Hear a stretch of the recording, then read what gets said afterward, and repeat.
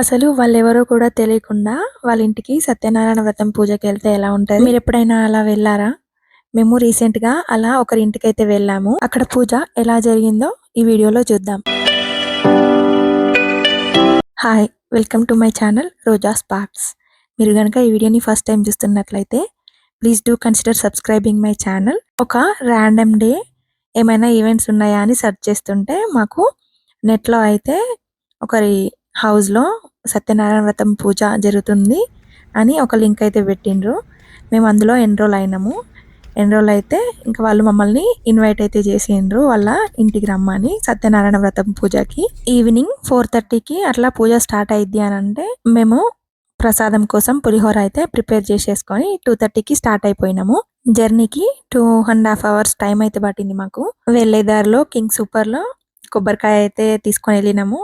మనకు సత్యనారాయణ వ్రతం పూజ అంటే కొబ్బరికాయ మస్ట్ కదా, అందుకే అది తీసుకొని అయితే వెళ్ళినాము. ఈ వీడియోని ఎక్కడ కూడా స్కిప్ చేయకుండా ఎండ్ వరకు చూడండి. నేను మీకు లాస్ట్ లో చెప్తాను వాళ్ళకి మనకి ఎక్కడ డిఫరెన్స్ ఉంది పూజలో అని. 2.5 అవర్స్ తర్వాత మేము లొకేషన్ కి అయితే రీచ్ అయినాము.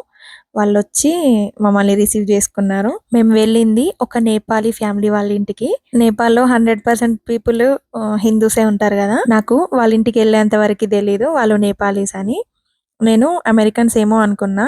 కొంతమంది అమెరికన్స్ హిందూయిజం ని బాగా నమ్ముతారు కదా, అసలు నేపాల్ వాళ్ళు కూడా సత్యనారాయణ వ్రతం పూజ చేసుకుంటారా అని అనుకున్నాను ఇక్కడికి వచ్చిన తర్వాత. నేను నార్మల్ గా నేపాల్లో హిందూస్ ఉంటారని తెలుసు, కానీ మనం చేసుకునే పూజలు కూడా వాళ్ళు చేసుకుంటారని నాకు తెలీదు.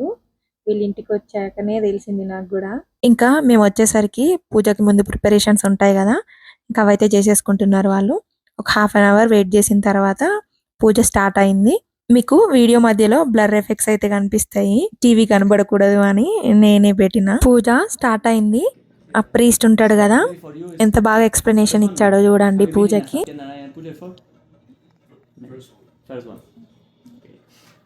Is considered we will read some stories later so you will understand the importance of this ritual. It's I would say one of the most auspicious rituals today for building our relationship with God. No, if you want something, you want a car, you want to pass the exams, you want a husband, a girlfriend, you can always ask. It was a saint 1,000 years ago.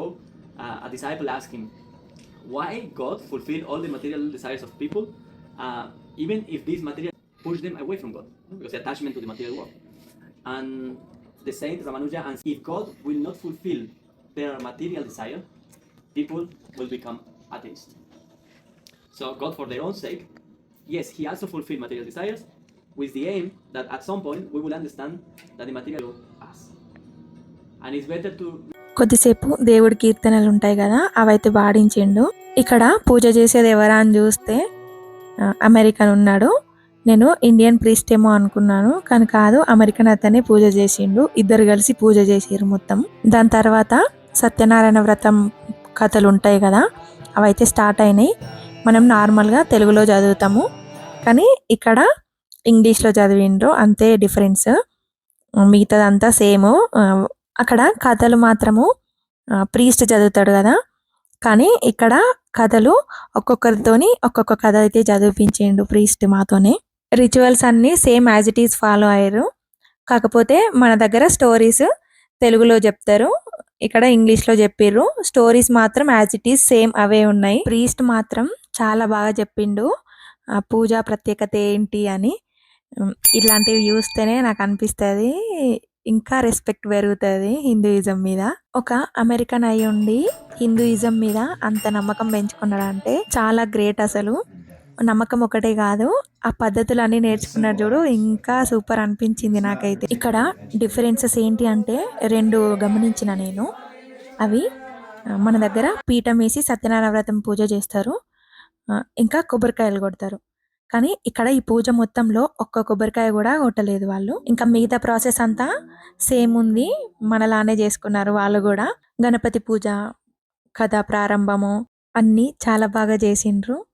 ఇంకా లాస్ట్కి అందరితోని అభిషేకం కూడా చేయించిండ్రు. ఇక్కడ నేను హ్యాపీగా feel అయిన విషయం ఏంటి అంటే, నేను తీసుకెళ్ళిన పులిహోర ప్రసాదం కూడా దేవుని దగ్గర నైవేద్యంలా పెట్టిండు. నాకు చాలా హ్యాపీగా అనిపించింది. అంత దూరం వెళ్ళినందుకు. దేవుడి దగ్గర మేము తీసుకెళ్ళిన ప్రసాదం పెట్టడం. ఇక్కడ మేమే కాదు, ఒక్కరికొకరు ఎవ్వరు కూడా తెలియదంట.